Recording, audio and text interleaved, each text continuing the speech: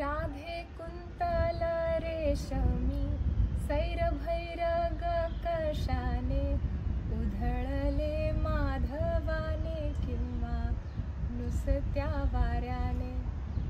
नमस्कार, मी आकांक्षा. The fourth dimension या सिरीजच्या आजच्या भागामध्ये आपल्या सगळ्यांचं सहर्ष स्वागत. आणि आत्ता सगळीकडे रंगपंचमीचा माहोल सुरू आहे, एकदम जबरदस्त. आणि रंगपंचमी म्हटल्यानंतर आपण श्रीकृष्णाला कसं विसरणार. सो श्रीकृष्णाच्या बद्दलचीच एक कविता आहे जी मी आज तुमच्यासमोर सादर करणार आहे. त्यामध्ये राधा आणि कृष्णाचं काय म्हणू, एक सुंदर प्रेम आहे किंवा ती एक भक्ती आहे, ती त्यामध्ये आहे. तर जसं की ग्रेसांनी म्हणून ठेवलं आहे, असतील लाख कृष्ण कालिंदीच्या तटाला, राधेस जो मिळाला तो एकटाच उरला. इतकं उत्कट प्रेम आहे त्या दोघांचं. तर त्या दोघांचं प्रेम आपल्या सुरेख अवर्णनीय शब्दांमध्ये व्यक्त करणारे कवी, माझा अत्यंत आवडता कवी आहे आणि बेस्ट कवी, कविवर्य, कविश्रेष्ठ जे काही आहेत, तर संदीप खरे. आयुष्यावर बोलू कायमुळे तो माणूस जाम फेमस झाला आहे. तर त्या कवींची ही कविता आहे. कवितेचं शीर्षक आहे राधे रंग तुझा गोरा. राधे रंग तुझा गोरा, सांग कशाने रापला, मिठीतून सावळ्याचा रंग सावळा लागला.